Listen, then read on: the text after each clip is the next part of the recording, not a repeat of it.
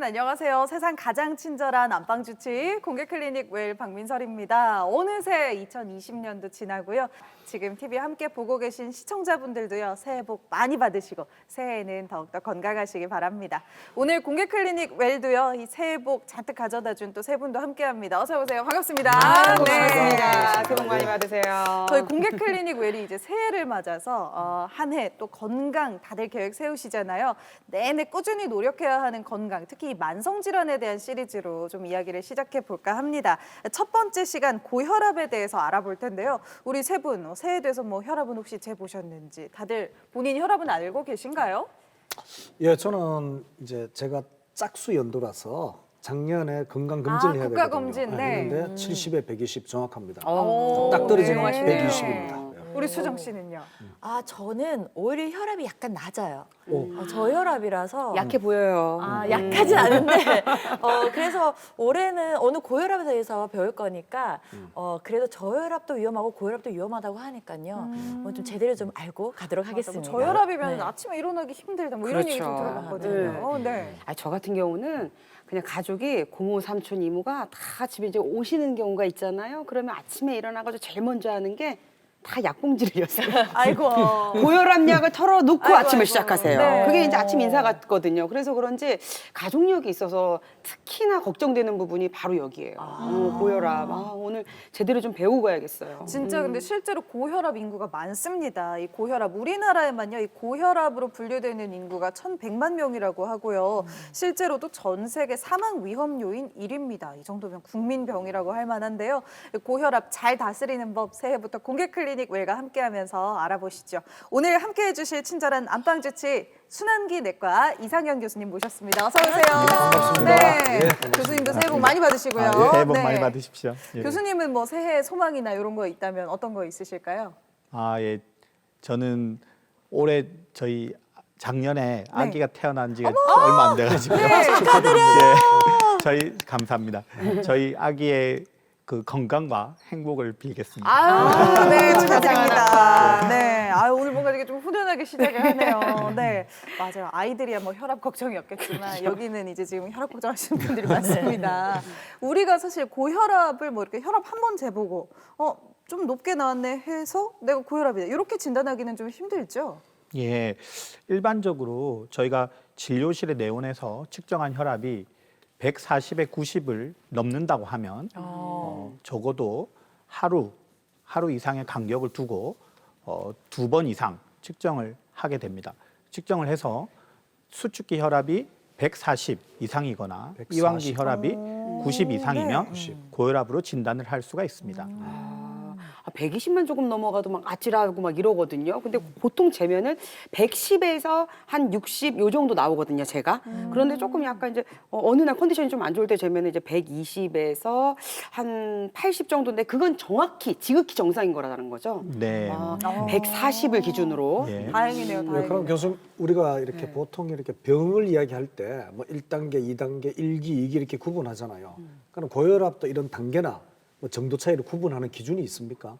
예. 준비된 화면을 같이 보면서 말씀을 드리겠습니다. 예. 오, 네. 혈압을 이렇게 분류하는 기준표인가 봐요. 이런 네, 게 있구나. 그렇네요. 네. 저희가 정상 혈압이라고 하는 것은 수축기 혈압이 120 이하, 이완기 혈압이 80 이하인 경우를 말합니다. 정상 혈압이라고 하는 것의 정의는 심내혈관 질환의 발병이 가장 작은 최저의 혈압을 말하는 것이고요. 예. 그 이후에 이제 120에 129 수축기 혈압이 그 정도 나오고 이완기 혈압은 정상이라고 하면 저희가 이제 주의 혈압이라고 얘기를 합니다. 주의 혈압. 예. 그리고 수축기 혈압이 130에서 139 사이 혹은 이완기 혈압이 80에서 89 사이라고 하면 네. 고혈압 전 단계라고 근데 얘기합니다. 이 정도 수치도 많이 본 것 같은데 주변에서. 예, 그 고혈압 전 단계 환자들도 많이 있습니다. 오. 그리고 이제 140에 90 네네. 예, 수축기 혈압이나 이완기 혈압이 140에 90을 이제 넘게 누가 봐도 되면 높아지네요. 예, 이거는 고혈압으로 진단을 할 수가 있고요. 이야. 특히 이제 수축기 혈압이 160을 넘거나 네. 혹은 이완기 혈압이 100을 넘으면 2기 고혈압으로 저희가 정의를 할 수 있습니다. 고혈압. 예, 160 이기. 넘는 분들도 많이 보셨겠네요, 교수님.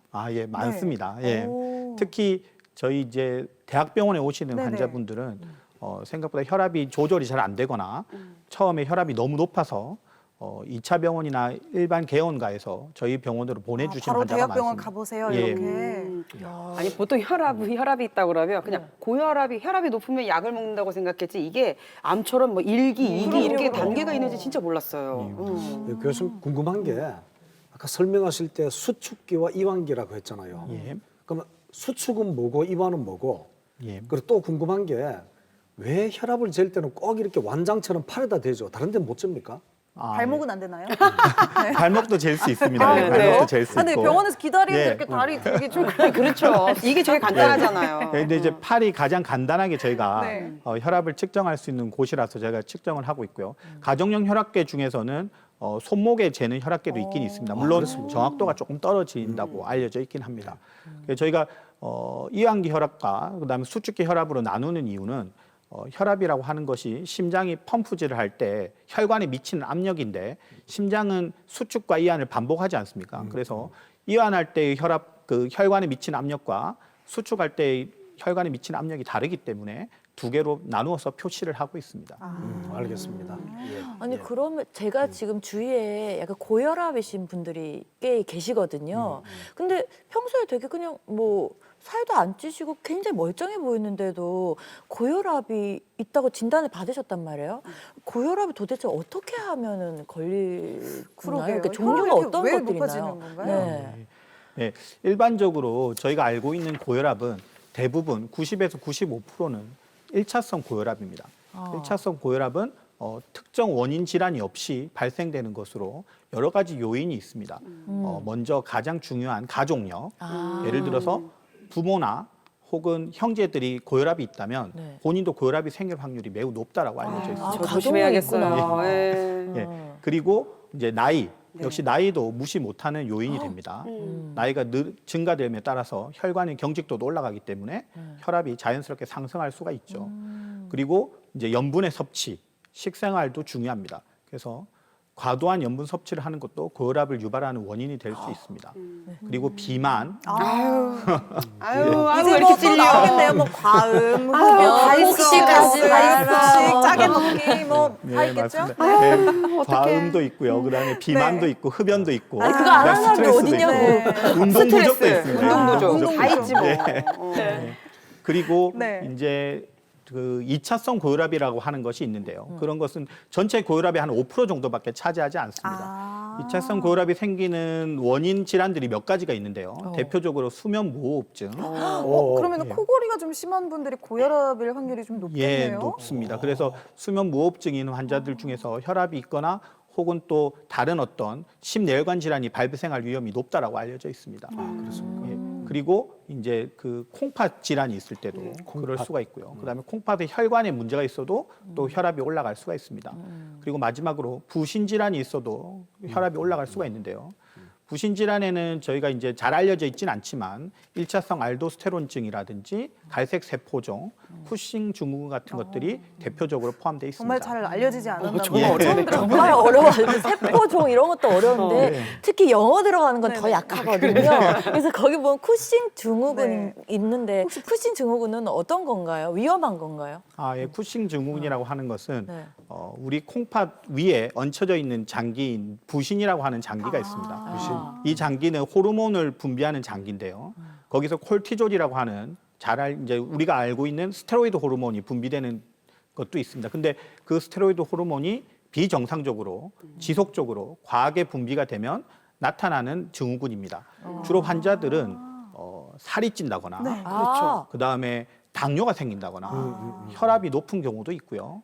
그리고 골다공증이 생기는 경우도 있습니다. 그래서 이런 종합적인 것들을 통틀어서 이제 일컫는 말이 쿠싱 증후군입니다. 쿠싱 증후군. 그러니까 가수 어떤 이은하 씨. 뚜렷한 원인 네네. 때문에 네. 고혈압이 오는 경우는 전체 5% 정도고 사실 웬만한 거는 이제 나이가 들면서 생활 습관이 나빠지면서 점차 쌓여가지고 나타나는 거네요. 예. 정말 새해에 음주 안 되고 금연 꼭 하시고 스트레스도 안 받아야 돼요. 진짜 중요한 거 같아요. 민설 씨가 그 얘기 네. 하니까 또 스트레스가 나. 뒷목이 그냥 뻐근하게. 분명히 작심삼일 갈 건데. 근데요, 교수님, 우리 보통 스트레스를 막 받으면 뒷목이 뻣뻣해, 골이 땡기는데 막 맞아. 이런 얘기 하잖아. 혈압 오른다. 너무 혈압 오른다. 이런 얘기 하는데 진짜 그게 혈압의 증상이에요. 혈압에도 증상이 있는 거예요, 고혈압에도? 네. 네. 일반적으로 고혈압 환자들은 특별한 증상이 없습니다. 아, 예, 그래서 없어요. 저희가 고혈압을 침묵의 살인자라고 하는 이유도 그것 때문이죠. 네. 증상이 아, 없이 그래요? 계속 병이 진행을 하니까요. 그리고 이제 아까 말씀하셨던 뭐 두통이라든지 뒷골이 땡기는 것은 중증 고혈압, 아주 혈압이 높은 경우에는 조금 연관성이 있다라고 알려져 있지만 그 외에는 크게 연관성은 없는 것 같습니다. 그래서 뒷목 잡기 시작하면 바로 윽 하고 돌아가시는군요. 너무 슬퍼. 새해부터 우리 막 그렇게 갑자기 축구 하지 마요. 네. 네. 이게 그게 심각할 때 이게 병이 나타나는구나. 그렇지, 그렇지. 간처럼. 예, 아. 병이 많이 진행을 해서 심내혈관 질환의 합병증이 생긴다거나 네. 혹은 뭐 2차성 질환 같은 경우에는 기저질환의 증상으로 인해서 증상이 나타날 수는 있겠죠. 예. 그 교수님 그러면은 우리 커피 있잖아요. 커피나 아니면 이렇게 깡통에 들어있는 카페인 음료 같은 걸 마시면은 저는 특히 이제 좀 진한 커피를 마시면 한 번씩 예. 가슴이 두근두근 오, 뛰거든요. 저도 예. 저도요. 네. 가슴 그래요? 아니 원래 따라하지 말고. 커피를 마시면 원래 그래요. 따라하지 거 말고. 아닙니까? 갑자기 마시면 그렇게 아, 돼요. 그래? 저만 네. 그런 게 아니고. 또 그게 예. 더 심하신 분들도 계시고. 그럼 커피 같은 걸 마시면 이게 두근두근 하잖아요. 그럼 그것도 혈압하고 영향이 있습니까? 네, 그래서 저희가 일반적으로 혈압을 측정할 때는 적어도 30분 전에는 커피 같은 카페인 음료를 섭취하지 말라고 얘기를 합니다. 그렇습니까? 네, 혈압을 올릴 수가 있기 때문이죠. 예, 예. 예. 그리고 보통은 하루에 한 잔 정도까지는 혈압에 큰 관계는 없다라고 얘기를 하는데 그게 이제 잔수가 더 늘어나게 되면 네. 분명히 영향을 미칠 수 있습니다. 교수님도 커피 좀 드실 것 같은데. 아, 예. 저도 뭐 하루에 한 잔 정도? 예. 혈압이 이렇게 좀 평소에 높으신 분들 중에요. 근데 또 주변에 보면 적극적으로 치료를 안 하시는 분도 본 것 같아요. 맞아. 사실 저희 아버지도 혈압이 좀 있으신 편인데 현미밥 먹으면 되는 거 아니야 하면서 이렇게 좀 병원 자주 안 가시더라고요. 예. 이런 분들이 사실 많죠. 아, 예. 보통 이제 그 종종 저희 병원에 내원하시는 분들 중에서 평상시에 자기가 이제 건강 검진을 했을 때 혈압이 좀 높다 혹은 혈압을 주의해야 된다라고 말씀을 들었는데 아무것도 안 하고 그냥 이렇게 방치하고 있다가 머릿속으로만 주의하는 예. 분들. 네. 갑자기 이제 심내혈관 합병증이 발생돼서 아이고. 응급실로 오는 경우가 있습니다. 이런 경우는 주로 또 특히 젊은 층에서 조금 더 맞아요. 두드러지는 것 같더라고요. 아니 저희 병원은. 젊을 때 혈압약을 먹는다는 게 약간 좀 그게 부끄럽나 봐요. 그래서 아는 친구도 그치, 그치. 안 먹고 내가 조절 잘하면 돼. 안 먹을. 그거 먹으면 평생 먹어야 돼. 뭐 이런 친구가 있거든요. 맞아, 맞아. 젊은 층에서 많이 나타나죠. 뭔가 진짜. 좀 자존심 상하나? 맞아, 맞아. 그런 게 있어요. 내가 네, 네. 나이가 들었나 이런 느낌이 들거든요. 맞아, 고혈압이라는 병은 나이가 있는 분들이 걸리는 병이다라는 그런 인식이 있어가지고 자존심 상해요. 제가 얼마 전에 또 네. 경험했던 환자분 중에 한 분은 30대 초반인데 갑자기 숨이 많이 차다고 병원으로 오셨습니다. 네. 그래서 저희가 이제 진찰을 하고 여러 가지 검사를 했더니 고혈압성 심부전이 와서 어이구. 심장 기능이 많이 저하되어 있던 경우였습니다. 30대 후반이면 콩팥 예. 말이죠. 신장이면 심부전증. 심장. 예, 아, 심장 예, 기능이 예. 많이 저하되어 있었던 분이시고요. 그래서 저희가 이제 열심히 또 치료를 해서 지금은 혈압도 조절이 잘 되고 그다음에 이제 심장 기능도 많이 회복이 되신 분인데 그분 얘기를 들어보면 본인도 옛날에 건강 검진을 할 때 혈압이 높다라고 얘기는 들었다라고 얘기를 하시더라고요. 그러니까 그런 식으로 방치가 되고 나면 이렇게 합병증이 생기고 나서 내원하는 경우가 종종 있습니다. 아유, 이렇게 되면은 이게 전체 고혈압 환자 중에서 혈압 조절 잘 하시는 분이랑 안 하시는 분이랑 차이가 좀 나겠어요. 네, 그렇죠. 지금 저희 이제 객관적인 데이터를 한번 보면서 네. 제가 말씀을 네네. 드리도록 하겠습니다. 먼저 그림을 보시면 이 그림은 이제 대한고혈압학회에서 저희가 이제 고혈압에 대한 어떤 데이터를 발간한 책이 있는데 거기서 발췌한 그림입니다. 보시면 이제 그 인지율이라고 하는 거, 내가 고혈압이 있다라고 하는 거를 인지하는 어떤 그 비율은 1998년부터 시작해서 꾸준히 증가를 하고 있습니다. 그래서 현재는 약 60% 이상, 65% 정도가 내가 고혈압이 있다라고 인지는 하고 있습니다. 인지율이 올라가니까 덩달아서 파란색 그래프, 파란색 선을 보시면 이렇게 치료율도 같이 상승을 하고 있습니다. 그래서 인지율이 높으면 치료율이 높아지는 것이죠. 그렇지만 아직도 혈압에 대한 조절률은 44% 정도까지 올라와서 아직 50%에는 도달을 하지는 못했습니다. 그런데 이런 경향이 다음 그림을 보시면 성연령별 고혈압 인지 치료율의 변화를 보시게 되면 아까 보신 그래프와 패턴은 비슷합니다. 그런데 남자, 여자, 공이 30대, 40대에서는 고혈압에 대한 인지율이 40%에 도달을 못하고 있습니다. 그러니까 내가 고혈압이 있구나를 인지하는 것 자체도 이 젊은 나이대에서도 쉽지 않은 일이라는 거네요. 예, 그러니까 결국은 인지율이 낮으니까 치료율도 떨어질 수밖에 없겠죠. 하긴 알아야 치료를 예. 해야겠다 생각도 할 텐데. 맞습니다. 네. 이런 어떤 패턴들을 잘 보시게 되면 또 최근 10년간 이런 인지율이나 치료율에 그런 큰 발전이 없습니다. 계속 답보 상태에 있거든요. 이런 것들이 이제 그 우리나라의 현재 문제로 대두되고 있습니다. 고혈압의 치료에 있어서. 그렇네요. 그럼 교수님 지금 이렇게 그래프를 보고 통계 수치를 봤잖아요. 그게 우리나라 수치잖아요. 예. 그럼 세계적으로 다른 나라도 비슷한 경향을 가집니까? 네, 지금 저런 패턴을 다들 보이고 있습니다. 특히 최근에 10년간은 혈압 조절에 있어서 큰 발전을 더 이상 못하고 있는 실정입니다. 그래서 그 미국과 유럽 등 여러 선진국에서는 이런 그 경향들, 이런 고혈압이 조절률이 더 증가되지 않고 있는 이런 경향들을 개선시키기 위해서 여러 가지 노력들을 하고 있습니다. 먼저 미국의 얘기를 들어보면 미국 심장학회에서 2015년에 스플린트 연구라고 하는 아주 중요한 연구가 발표되면서 이 연구의 결과를 토대로 예. 보다 적극적으로 혈압을 조절하자라고 하는 예. 의견들이 많이 나왔습니다. 그래서 네. 2017년에 미국 심장학회 고혈압 가이드라인에서 우리가 알고 있는 기존의 140에 90이라고 하는 고혈압의 진단 기준을 130, 80으로 낮추었습니다. 낮춰야 좀 예, 더 적극적으로 낮추면서 좀 치료를 더 하니까. 적극적으로 네. 하자라고 좀 더 예, 엄격해졌네요. 주장을 네. 하고 있습니다. 또한 유럽에서도 2018년에 새로 가이드라인을 제정을 했는데요. 거기서 보시게 되면 이제 기존의 진단 기준인 140에 90은 유지를 하고 있지만 초기 치료로서 고혈압 약을 적어도 2개 이상, 다른 계열의 약을 2개 이상을 사용을 해서 초치료를 엄격하게 하자라고 권고를 하고 있습니다. 이 역시 고혈압을 좀 더 적극적으로 잘 조절하자는 의미라고 생각해 볼 수가 있겠습니다. 뭐 수치가 나오고 지금 그래프가 나와서 제가 머리가 굉장히 아픈데 결론은 네. 그거네요. 이 고혈압을 조기에 치료하지 않으면 다른 장기에 무리를 너무 많이 주니까 합병증이 더 심해질 수 있어서 그것 때문에 굉장히 뭐 생명의 위협을 느낄 수가 있잖아요. 그러니까 얼른 치료하라. 고혈압은 빨리 치료해야 되는 질병이다. 아주 그쵸? 정확하십니다. 이해하냐고 너무 힘들어. 새해가 됐더니 아주 우수학생 다 됐어요. 네, 진짜요. 고혈압이 참 적극적으로 관리하는 게 무엇보다 중요한 질환 같습니다. 네. 여러분들도 새해 맞아가지고요. 혈압도 한번 재보시고요. 혹시나 좀 높게 나오면 적극적으로 인지하고 관리하셔야겠어요. 고혈압에 대한 잘못된 상식과 오해도 이제 바로잡아 봐야죠. 카더라 통신에 울고 웃는 카더남과 인터넷 세상을 맹신하는 검색녀의 OX OX 극장.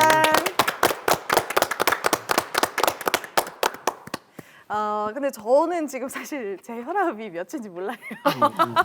보낼 때 안 모를 수 재봤어요. 있어요. 모를 수 있어요. 안 재봤는데 네. 뭐 이렇게 높은 적이 없으니까 아마 그쵸. 뭐 이렇게 병원 가서 한번 쟀는데 뭐 정상 범위네 이랬으니까 아마 이렇게 기억에 스쳐 지나간 게 아닐까. 저는 네. 항상 병원에 가면 거기 뭐 그런 거 있죠. 커피도 있고 율무차도 있잖아요. 먼저 빼먹어요. 빼먹고 그다음에 혈압을 재요. 그렇죠. 네네. 알뜰하게 다 쓰시네요. 네네. 간 곳에 다 쓰고 와야죠. 네네. 네. 지금 혈압 측정이 오늘 이제 OX 퀴즈를 그럼 한번 풀어보도록 하죠. 교수님 솔직하게 첫 번째 문제 내주세요. 네, 첫 번째 문제입니다. 75세 이상에서 혈압을 조절하는 효과는 크지 않다. 근데 나이가 되면은 이게 어떤 뭐 효과가 웬만한 게 다 안 크지 않을까요? 그러니까. 나이가 되면은 뭐 이렇게 몸이 이렇게 막 성한 데가 없다고 75세 이상이면 혈압 조절 효과가 크지 않다. 교수님 그럼 이 75세 이상 어르신들한테 혈압 조절 효과가 크다 작다를 물었잖아요. 예. 그럼 75세 이상 어르신들한테는 혈압 조절 어떻게 합니까? 약물 치료를 아니 합니까? 그거를 여쭤보면 안 되죠. 안 되죠. 지금 맞춰, 이제 맞춰야죠, OX예요. 맞춰야죠. 네. 일단 네. 그리고 제 주변에 아는 75세 이상 분들이 잘 없어요. 네. 저희 할머니 계신데 이제 아금 둘이시거든요. 너무 많잖아요. 아, 이거 어려운데. 저는 지금 중간이 없단 말이죠. 그러니까. 저는 이렇게 뭐 작년에는 코로나 때문에 자주 가지 못했지만 사실은 노인복지관을 많이 이렇게 방문할 때가 있습니다. 그럼 대개가 70대거든요. 네. 70대 분들인데 의외로 건강하신 분들이 많아요. 얼굴만 이렇게 탁 가리면 50대인지 70대인지 구별이 안 갑니다, 지금. 그 정도로 지금 장수 사회가 왔는데 이 어르신들 같으면은 혈압 조절의 효과 분명히 약물 치료를 할 것 같거든요. 약물 치료 효과는 조금 떨어질 겁니다. 왜냐하면은 우리가 이 젊은 사람들하고 어르신들하고 조금 소화력이라든가 흡수력이 조금 다를 수 있잖아요.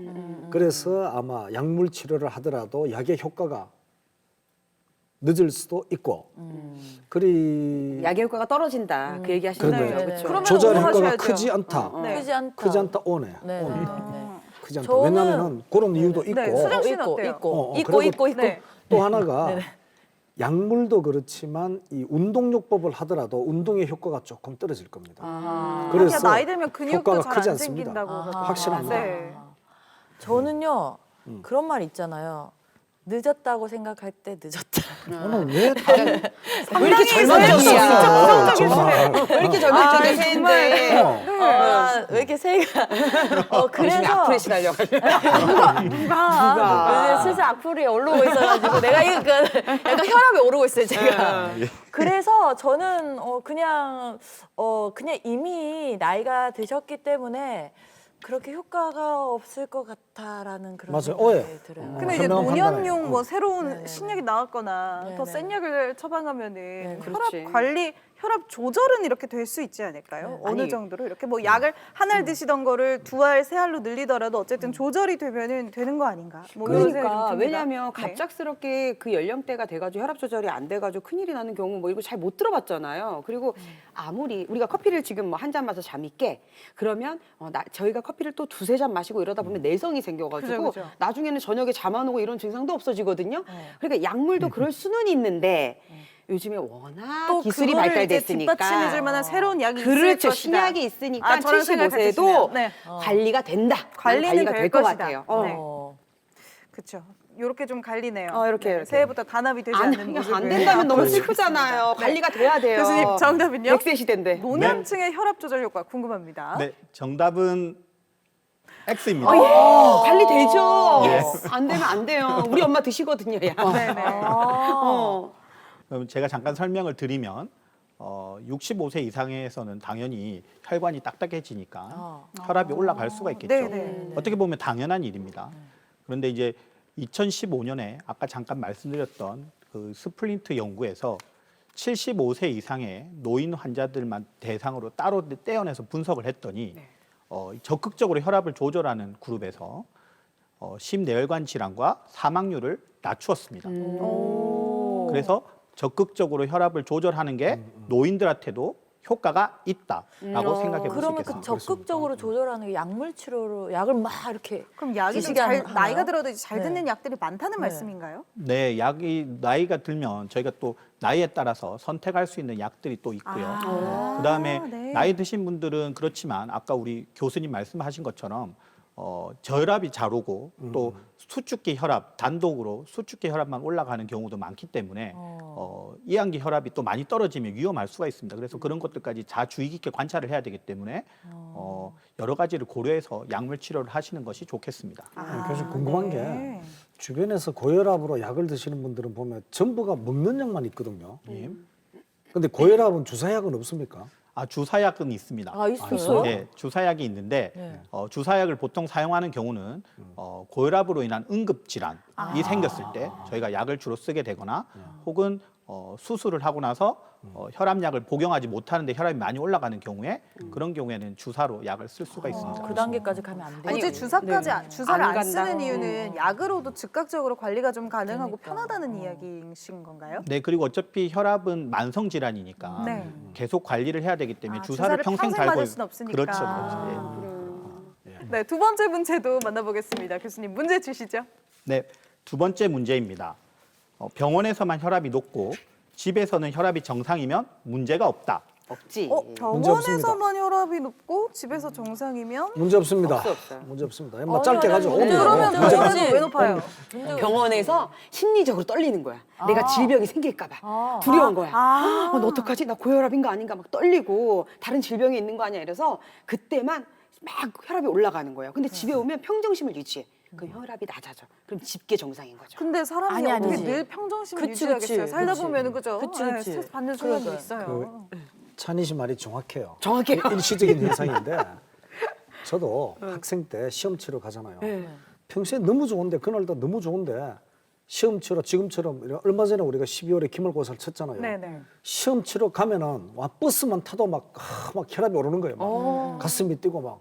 교수님이요? 문제를 내는 학생 때. 학생 때 근데 시험만 딱 끝나고 나면은 그렇게 편안해져요. 그렇지. 그래서 병원에 가는 거는 찬희 씨 말대로 긴장을 하고 부담을 갖기 시작하거든요. 그래서 심박수도 올라가고 혈압도 올라가는데 딱 끝나고 나면 괜찮아요. 그럼요. 그래서 요거는 의학적인 용어로 일시적 현상. 일시적인 근데 거지. 이게 아니에요. 일시적인 네. 게 봐봐요. 학생들을 기준으로 치면은 1학기에 중간 기말 있지. 그다음에 2학기에 중간 기말 또 있잖아. 그럼 1년에 최소 4번인데 거기다가 이제 취준생 주기적으로. 되면 면접도 봐야 그렇지. 되지. 막 뭐도 해야 되지. 그러면은 1년에 이렇게 막 7, 8번씩 혈압이 높으면은 그러니까요. 요거는 문제일 수 있어요. 그리고 저는 일시적인 현상이에요. 일시적인 현상이 오히려 조금 더 간과해서는 안 된다고 생각해요. 그렇죠. 그러니까. 예리했네. 예리했어. 왜냐하면은 이게 똑같이 혈압이 유지가 돼야 되는데 어떨 때는 만약에 내가 너무 혈압이 높다 이러면 어떤 행동을 취했을 때는 위험하다는 뜻이거든요. 그러니까는 저는 똑같은 가정에서나 예리한데. 병원에서나 저게 똑같아야 부정적인 될것 같아요. 마인드로 상당히 예리한 이런 사람도 한 명씩은 있어야 된다. 그렇지. 네. 우리 사람의 몸은 오늘 건드리지 마. 아니, 우리 사람의 몸은 기계가 아니에요. 그래서 진단하기에 의학적으로 진단해도 자연의 신비에 도전하는 거예요. 생명의 신비에.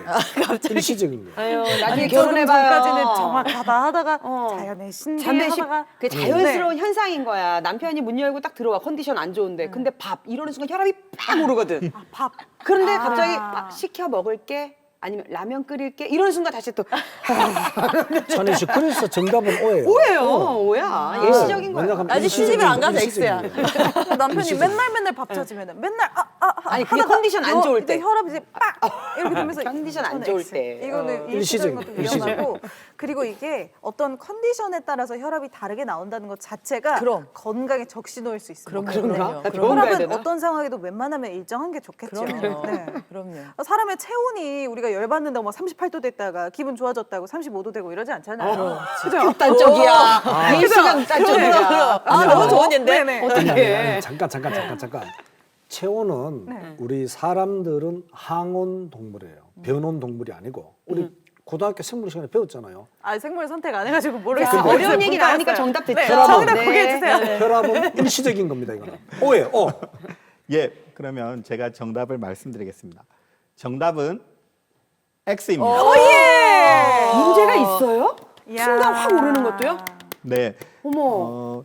일반적으로 이렇게 병원에서만 혈압이 높고 집에서는 혈압이 정상인 경우를 저희가 배기 고혈압이라고 얘기합니다. 이걸 또 용어가 이름도 있어요? 백이 고혈압. 배기 고혈압. 배기. 그 배기가 흰 배기. 백자에 네. 옷 이자를 써서 네. 백의. 하얀 가운이죠. 그러니까 하얀 네. 가운을 보면 혈압이 나랑 올라간다. 같이 흰백을 쓰는데. 그러면 이런 분들은 뭐 경찰서에서 혹시 혈압을 재도 좀 높게 나올 수 있겠네요. 예, 그럴 수도 있겠죠. 근데 그 백이라는 뜻이 하얀 가운이라는 뜻이 뭐예요?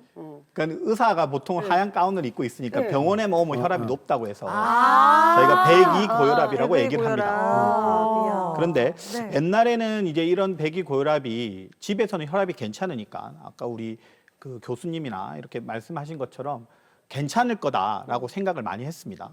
그런데 이런 환자들을 장기적으로 5년 넘게 계속 이렇게 추적 관찰을 해 보니까 이런 환자들이 나중에 고혈압도 잘 생기고 고혈압 합병증도 잘 생긴다라고 하는 게 알려졌습니다. 그래요? 그래서 지금은 배기 고혈압이 있는 환자들은 주기적으로 혈압도 측정을 잘 해야 되고 생활요법도 충실히 잘 이행을 해서 혈압 관리를 하는 것이 좋다라고 얘기를 하고 있습니다. 근데 지금 이거를 보시는 배기 고혈압 환자분들도 뭔 소리야 병원 가서 잠깐 높게 나오는 건데 이게 무슨 배기 고혈압 아유 하실 것 같아요. 이게 솔직히. 근데 이거 방치하면 안 네. 되는 거잖아요. 예. 고혈압이 무서운 게 합병증이잖아요. 다른 장기들의 무리를 맞습니다. 주는 거. 그게 예. 제일 무서운 거니까 네. 병원 가야겠네요, 저도. 혈압이 한 네. 번만 오른 사람 있어도 이게 한 번으로 끝나지는 않는 것 같네요. 계속해서 혈압이 오르니까 그만큼 뭐 약간 일시적이더라도 좀 관리를 해야 체크를 되는. 하시고 관리를 하셔야 될 것 같네요. 네, 아니 안 그래도 검색을 해보니까 백의 고혈압, 가면 고혈압 이런 단어가 있네요. 가면. 그러면은 가면. 이런 분들의 진짜 혈압을 측정할 때는 뭐 이렇게 하루 종일 혈압을 재봐야 되는 건가요? 아, 예. 그래서 이제 저희가 그 병원에서 왔을 때만 재는 혈압은 아까 말씀하셨던 배기 고혈압 같은 경우에는 집안에서의 혈압이 측정이 안 되기 때문에 이 환자는 혈압이 되게 높게 계속 측정이 되겠죠. 그다음에 가면 고혈압이라고 하는 거는 병원에서는 혈압이 정상인데 집에서 높은 경우입니다. 반대로. 그런 환자들은 또 병원에 오면 혈압이 정상처럼 보이니까는 괜찮다라고 생각할 수도 있습니다. 그래서 이런 것들을 보완하기 위해서 저희가 24시간 활동 혈압이나 아니면 가정 혈압을 측정하도록 공고를 하고 있습니다. 그렇구나. 네, 이제 드디어 마지막 문제로 넘어가 봅니다. 교수님 문제 주시죠. 네, 마지막 문제입니다. 양팔 혈압이 다를 때 높은 것을 선택한다. 양팔이 다를 수도 있어요? 어떻게 그럴 수가 있지? 근데 제가 왜 헬스장 가가지고 이제 근육 같은 거 측정을 해보면 저는 이제 오른손잡이니까 오른손 근육이 훨씬 더 많이 나오더라고요. 그런 것처럼 양팔이 좀 다를 수도 있구나. 근육도 다르니까 양쪽이. 그죠. 예. 뭐 고민할 필요가 없어요. 네. X예요. X예요. 그러면 무조건 낮은 X 걸 같은데. 낮은 걸 선택해요? 아니 평균치를 해야 돼요. 평균치로. 왜냐하면은 저희들이 X. 이렇게 신입생 선발할 때도 보면은 면접이나 실기 시험을 치르잖아요. 그럼 최고점과 최저점은 빼고 평균점을 선택하거든요. 근데 통상적으로 아마 유추해 보건데 혈압을 이렇게 탁 측정했는데 정상치에 가깝다 하면 문제가 없는데 지나치게 높다든가 지나치게 낮다 하면은 양쪽 팔을 해볼 수도 있고 그랬다면은 평균치를 잡아야지. 또 하나가 우리가 오른팔잡이 왼팔잡이가 있잖아요. 네. 그럼 팔의 굵기도 다르고 혈관의 굵기도 다를 거고 힘도 다른데 어떻게 한쪽 팔만 재어서 높다 낮다를 하느냐 그거는 틀렸다고 봅니다. 그래서 평균치를 잡던가 아니면은 다른 정밀한 검사가 있어야지 단순히 높은 것만 인정하는 거 그거는 불합리해요. 과학이 그러게 아니에요. 방금 말씀하신 것 중에 이제 이런 배의 고혈압, 가면 고혈압일 경우에는 24시간 내내 혈압을 측정한다든지 그렇죠. 뭐 이런 얘기를 하셨잖아요. 그렇죠. 그럼 당연히 양팔도 평균을 내야 되지 않을까 싶기도 한데. 그렇죠. 네. X예요, X. 근데 저는 한편으로는 적극적으로 치료를 하라고 계속 말씀하셨거든요. 고혈압을 너무 우습게 보지 말아라. 적극적. 그리고 아까 제가 순간 오르는 거, 저 이거 그냥 신경 안 썼거든요. 근데 그것도 관리를 해야 된다고 하는 거 보니 양팔 중에 높은 걸 선택해서 관리를 적극적으로 하는 게 제일 중요한 것 같아요. 원래 우리 시험 칠 때도 뭐 영어 80점, 국어 100점이면 100점 맞았어. 그럼 이렇게 그렇게 하잖아. 얘기하잖아. 그렇게 얘기하지. 그럼. 아니 근데 저는 그 양팔을 잰다는 걸 처음 알았어요. 그리고 양팔이 다르다는 것도 처음 알아서 이게 주기적으로 잘 돌아야지 똑같이 나온다고 생각을 하는데 그래서 저는 그 높은 곳을 잰다는 거는 말이 좀 안 된다고 생각하고 맞아요. 네. 평균치를 내야 네, 된다. 평균치를 내는 게 맞다고 생각합니다. 경각심을 네. 위해서는 약간 찬희 씨 말처럼 그렇지. 높은 거를 취해서 요게 내 기준이다 생각을 하고 좀 관리를 할 필요는 있는 것 같아요. 요거는 저도 사실 좀 궁금해지네요. 교수님 X, 정답은요? 네, 정답을 말씀드리겠습니다. 정답은 O입니다. 그렇죠. 뭐야? 오늘 교수님의 포인트는 적극적 관리예요. 적극적으로 이런 관리해야 정말 돼. 우수 학생이지 않습니까? 예, 아주- 출제자의 의도를 정확하게 예, 파악하는. 네. 너무 말씀을 잘해주셔요. 가족력이 있어서 머리가 지금 팍팍 돌아가고 있어요. 예, 혈압을 보통은 처음에 우리가 잴 때는 양쪽 팔을 같이 한 번씩 재보라고 권고를 하고 있습니다. 그래서 양쪽 팔의 혈압이 차이가 있을 때는 높은 쪽을 선택해서 자기의 혈압으로 하도록 합니다.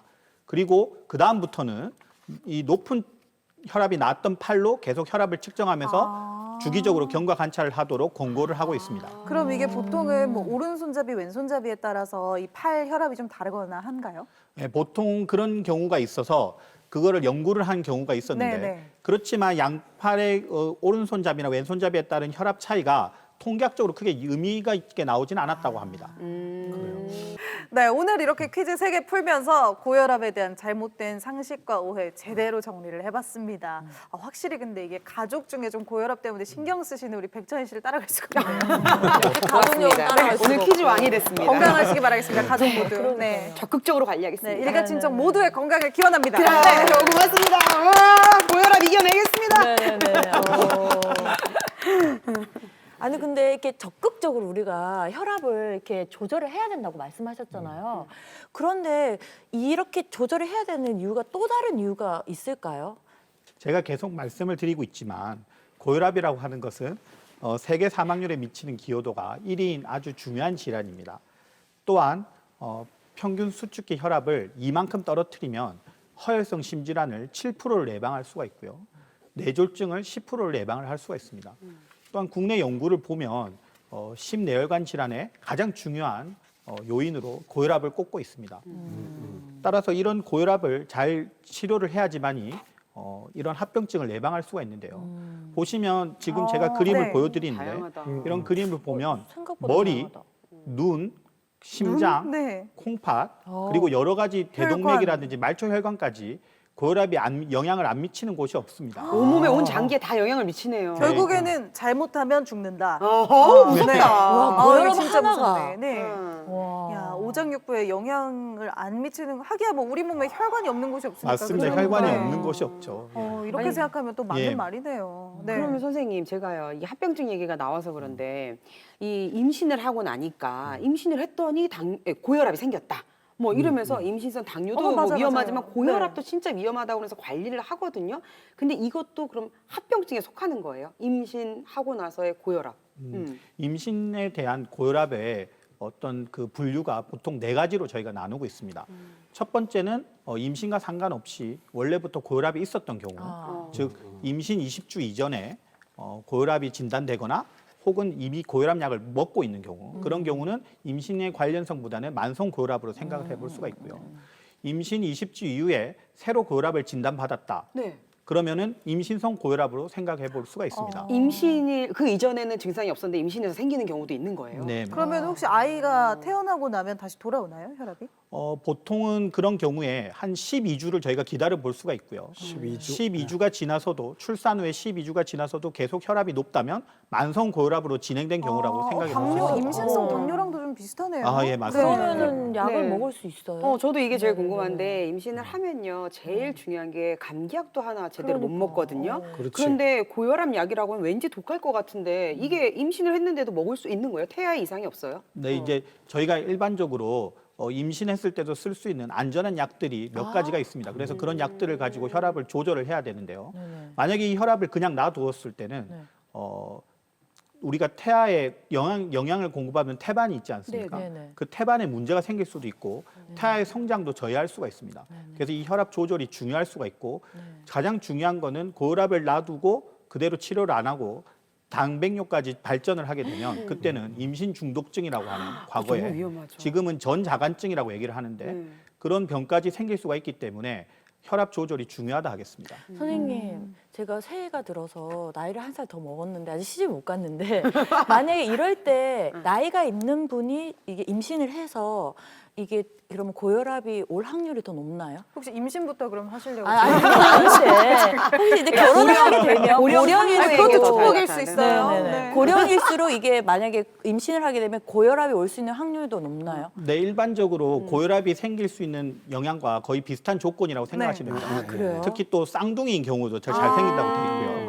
그래서 이런 나이라든지 이런 여러 가지 요인들 때문에 고혈압이 생기는 것으로 되어 있습니다. 그러네요. 네, 교수, 순환기 그러면은 내과에 좀 이렇게 훈남 교수님들이 계시다면은 네 좀 기다리고 계시니까 네, 이렇게 우리가 네. 일반적으로 얼른 행복해지세요. 네. 우리 일반적으로 주변의 친구들을 이렇게 보면요. 고혈압이라고 하면은 치료라는 생각을 잘 안 가져요. 맞아. 제 주위에 보면은 고혈압을 매일 약을 먹고 하는데도 치료라는 생각을 잘 안 가지고 약간 좀 노안처럼 생각하시죠. 관리라고 생각해요. 네, 네. 고혈압은 관리해야 된다 생각하잖아요. 그러면 일반적으로 문제가 있었을 때 병원에 가면은 그 약은 다 병원에서 처방해 준 거잖아요.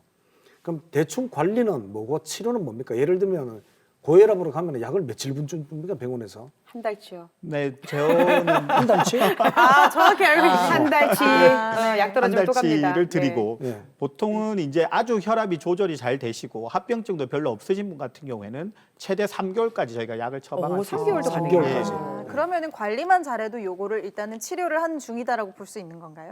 일단 고혈압은 어떤 심내혈관의 합병증이 없다면 기본적으로는 조절을 하고 있는 관리하는 병이라고 생각하시면 될 것 같고요. 그렇죠. 그렇지만 이제 어떤 심내혈관의 합병증이 발생돼서 병이 이미 생긴 경우에는 그럴 때는 그 병을 치료하는 데 있어서도 고혈압 조절이 꼭 필요하기 때문에 내가 이것도 병을 치료하고 있는 거다라고 생각하시는 게 맞는 것 같습니다. 결국에는 이 합병증 때문에라도 고혈압을 잘 관리해야 된다는 거니까 합병증이 참 무서운 것 같습니다. 합병증이 있는지 이런 것들도 이제 증상이 좀 나타나면 인지를 할 텐데요. 어떤 증상들이 있을까요?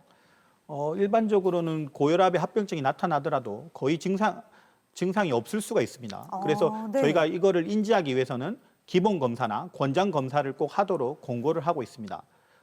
기본 검사에는 혈색소 검사라든지 콩팥 기능 검사, 그리고 전해질 수치 검사, 그다음 당뇨 검사, 고지혈 검사 같은 혈액 검사들이 있고요. 네. 또한 단백뇨를 측정하기 위해서 소변 검사를 해야 되고, 그다음에 심비대를 측정하기 위해서 심전도 검사나 혹은 엑스레이 검사를 시행을 해볼 수가 있습니다. 그러면은 혈액이랑 소변으로 기본 검사는 다 할 수 있는 거네요? 그렇죠. 뭔가 말씀은 되게 막 어려운데 이게 좀 두 방울 정도로 다 네. 되는 거네요? 혈액 검사와 소변 검사로 할 수가 있습니다. 알겠습니다. 네. 그러면 우리가 지금 이제 1월이지만 겨울이잖아요. 그 사계절 우리 기온차가 심하니까 겨울에는 혹시 이 고혈압이 더 위험하거나 뭐 더 심각해지지 않습니까, 겨울에는? 네. 그래서 어르신들 왜 조심하라고 그죠? 그러니까 네, 모자 맞습니다. 꼭 쓰고 네. 다니시고. 맞아 모자 쓰라고. 네. 네. 일반적으로 알려져 있는 상식대로 혈압도 겨울철에 더 올라가는 것으로 돼 있습니다. 국내 한 연구를 보면 여름철에 비해서 겨울철에 약 수축기 혈압이 5 정도 더 올라간다라고 얘기를 하고 있습니다. 네. 따라서 이런 그 혈압 조절을 잘 안 하거나 내가 고혈압이 있는지 없는지도 잘 모르시는 분 같은 경우에는 겨울철에 특히 좀 더 조심을 하시고 꼭 혈압 체크를 한 번씩 해보시는 게 도움이 될 것 같습니다. 알겠습니다. 근데 아까 교수님께서 그 고혈압도 단계별로 있고 또 이 합병증에 따라서 치료법이 달라진다고 말씀하셨는데 아까 우리 교수님은 또 관리하면은 낫는다. 굳이 약을 먹지 않아도 된다. 뭐 여러 설이 있잖아요. 도대체 그러면 약물 치료는 언제부터 어떤 병일 때부터 이렇게 먹어야 되나요? 네, 약물 치료에 대해서는 제가 준비한 그림이 있는데 같이 좀 보시면서 말씀을 드리겠습니다. 네, 보면은 이제 저희가 약물 치료를 시작하게 되는 거에 대한 치료 방침이 나와 있습니다. 물론 이거를 꼭 지키는 건 아니지만 대한고혈압학회에서 이렇게 하는 게 좋겠다라고 권고를 하고 있는데요. 보시면 1기 고혈압, 즉 혈압이 140에 90 이상인 경우에는 위험 인자가 한 개라도 있으면 약물 치료와 생활요법을 같이 병행하라고 권고를 하고 있습니다. 아, 생활요법은 이제 평소에 생활 습관을 좀 올바르게 가져라. 운동하고 올바르게 우리가 가져라. 다 아는 그거. 네, 네, 맞습니다. 채소 위주로 먹고. 네. 네. 술, 담배 끊고. 네, 맞습니다. 그리고 여기서 이제 위험 인자가 뭐 한 개 이상 되게 되면 약물 치료를 들어가야 되고요. 아. 2기 고혈압 같은 경우는 모든 단계에서 약물 치료가 같이 병행이 되도록 하고 있습니다. 아, 그럼 여기 있는 위험인자가 어떤 것들인지를 좀 봐야 될 텐데요. 고혈압 전 단계여도 위험인자가 0개면 평소 생활 습관만 잘 관리하면 좋을 테고 생활요법에 약물 치료를 위험인자가 많다면 병행을 하게 됩니다. 이 위험인자도 뭐 그런 거겠죠? 네. 흡연, 비만, 맞습니다. 스트레스. 나이도 있고요. 아, 예, 맞습니다. 나이도. 네, 나이. 흡연, 비만, 네. 그리고 고지혈증, 네. 그리고 아, 당뇨병 이런 것들이 있습니다. 제가 웬만한 건 다 갖고 있거든요. 아, 부자예요. 고혈압 굉장히 위험군이고. 아까 저 그림에서 그러면 네. 제가 봤을 때 주황색 정도. 아, 주황색 정도 노란색이나 지금 주황색 약간 정도. 약물 네. 복용 이 네, 전이에요. 네, 네. 그래서 그런데 생활 식습관이 좀 안 좋기 때문에 특히나 걱정을 하면서도 이게 쉽게 안 고쳐지거든요. 근데 저는 제일 무서운 말이 있어요. 고혈압 약은 한 번 먹으면 끝까지 먹어야 된다. 맞아, 평생 맞아. 죽을 때까지 먹어야 된다. 그래서 아예 처음부터 안 드시는 분들이 아니, 안 먹고 있다니까요. 싶죠. 그리고 제가 네. 알약을 못 먹어요, 잘. 잘 못 삼켜요. 고기는 그렇게 삼키는데 알약을 잘 못 삼키는데. 우덜뼈를 그렇게 잘 드시는데 아, 그냥 안 알약을 드셔도 들고 삼키는데.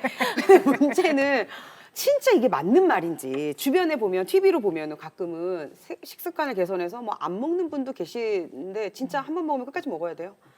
네, 제 환자를 한 사례를 제가 말씀을 드리자면 이때까지 혈압약을 끊은 환자가 딱 한 분 계셨습니다. 한 분 이제까지요? 와, 지금 네. 진짜 거의 뭐 몇천 명의 환자를 예. 보시는 거 아니에요? 그분이 얼마나 열심히 노력을 하셨냐면 혈압약을 드시면서 체중도 거의 한 10kg 가까이 와우. 빼시고 와우. 술, 담배 다 끊으시고 어이구. 그다음에 도시락도 계속 싸가고 다니시면서 저염 시기를 잘 지키셨습니다. 아니 저 그렇게 위험- 잘하는 분이 애초에 그러면은 살 좀 안 찌고 고혈압 안 걸리셨으면 될 텐데. 예, 소 있고 이야, 애양간 네. 고친다고. 근데 예, 진짜 그렇게. 제대로 완전 리모델링을 예, 제대로 그렇게 해서 하셨네요. 하셨는데 네.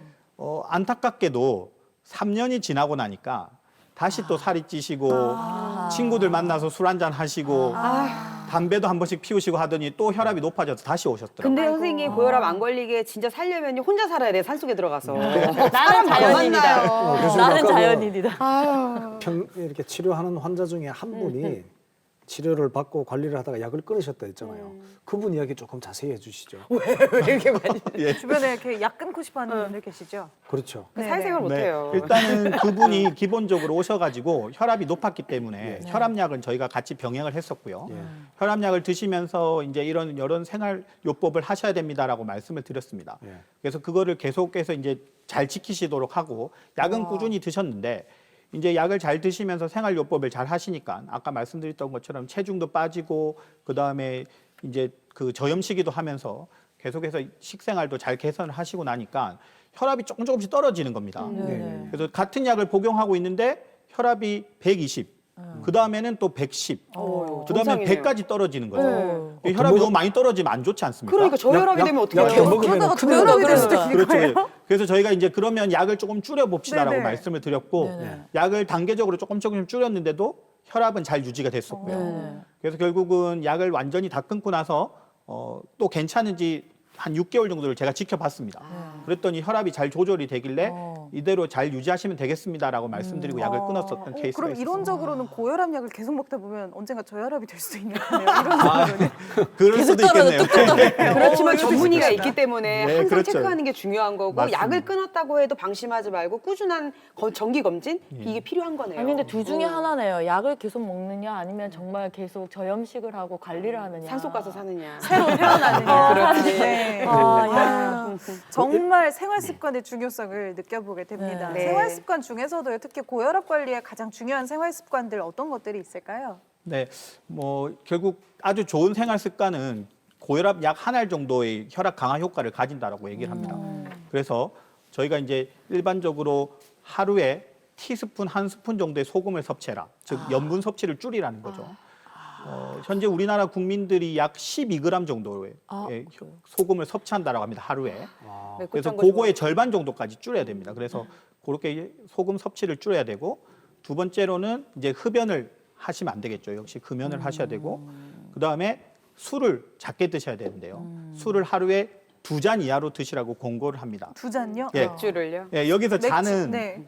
잔이 잔이 이게요? 지금 중요합니다. 예, 잔이 네. 중요합니다. 잔 이만큼. 네, 그래서 그 술에 맞는 잔에 2잔입니다. 그래서 맥주잔 같으면 맥주잔으로 2잔이고요. 소주 같으면 소주잔으로 2잔입니다. 저 얼마 전부터 소주를 글라스로 아니 글라스로 드시는. 아유 제가 네. 환자분한테 하루에 2잔만 드시라고 했더니 네. 그 다음에 오셔가지고는 글라스로 소주를 2잔씩 마셨다라고 얘기해요. 집집마다 글라스가 다르거든요. 그렇게 아무리 하시면 안 됩니다. 교수님이어도 그런 얘기를 들으면 사실 좀 열받으시겠네요. 제가 말씀을 드렸는데. 예, 맞습니다. 네. 예, 예, 그리고 그럼, 예. 그다음에 이제 채소, 과일, 그다음에 채소, 유제품, 과일. 견과류 잘 드셔야 되고요. 그다음에 역시 체중 감량. 본인 체중의 한 10에서 10% 정도를 감량하시라고 공고를 합니다. 그리고 지금 할 게 많다. 새해 지금 우리가 아유 할 게 너무 할게 많네요. 많아요. 네. 그다음에 운동이죠. 운동도 빠질 수가 없습니다. 운동은 땀이 날 정도의 중강도 이상의 운동으로 하루에 30분 이상 일주일에 5에서 7회를 하라고 합니다. 매일 그냥 해야 거의 되는 네, 거예요. 거의 매일 매일. 땀을 흘리라는 예. 거네요. 네. 그냥 산에 갑시다. 산에 가서 매일 산 타면 하면서 생식하고 네, 두 분이 이제 같이 금지하고. 사는 건가요? 나 싫어. 지금 교수님 말씀하신 게 이렇게 예. 생활 습관 속에서 좋은 말씀하셨잖아요. 근데 지금 현재 고혈압으로 치료를 받고 있는 분들은 좀 더 조심해야 될 게 많잖아요. 뭐 그분들에게 꼭 하시고 싶은 말씀 어떤 게 있습니까? 네, 고혈압으로 약을 복용하고 계신 분들 중에서 아직 합병증이 없으신 분들은 예. 지금 잘 관리를 하고 계신 거니까 지금처럼 열심히 생활요법 하시고 약 잘 드시면서 관리 잘 하시면 좋을 것 같고요. 합병증을 체크하기가 증상을 따라서는 어렵기 때문에 반드시 1년에 한 번 정도는 꼭 기본 검사를 받아보시기를 권고드립니다. 그러게요. 그리고 이미 합병증이 생긴 고혈압 환자분들 같은 경우에는 합병증이 재발하거나 합병증이 진행되는 것을 막아야 되기 때문에 예. 주치의와 잘 상의해서 생활요법과 약물 치료를 잘 유지하셔가지고 건강하셨으면 좋겠습니다. 네. 네, 뭐든지 좀 익숙해지면은 이 무심해지기도 쉽잖아요. 이 고혈압 때문에 병원 다니시는 분들도요. 처음에는 매달 꼬박꼬박 가시다가도 어느 순간 또 무심해지고 관리에 좀 소홀해지기 쉬울 텐데 새해 맞아가지고 한 번 더 다잡아 보시면 좋을 것 같습니다. 오늘의 한 줄 처방전도 지금 만나볼게요. 오늘의 한 줄 처방전입니다. 지피지기. 지피지기면 백전백승이라 그렇죠. 그죠? 이런 말이 있습니다. 나를 알자, 적을 알고. 예, 맞습니다. 먼저 자신의 혈압을 알고 우리가 고혈압이 무엇인지에 대해서 잘 알면 혈압 조절하는 게 그렇게 어렵지는 않은 것 같습니다. 또한 규칙적인 혈압 측정을 함으로써 나의 혈압을 잘 알게 되면 그것이 바로 혈압 조절의 첫걸음이 아닐까 싶습니다. 네, 내 혈압은 얼마나 되는지, 평소에 변동은 없는지, 관리는 잘 되는지 지피지기가 이 혈압 관리의 가장 중요한 첫걸음이 아닐까 싶습니다.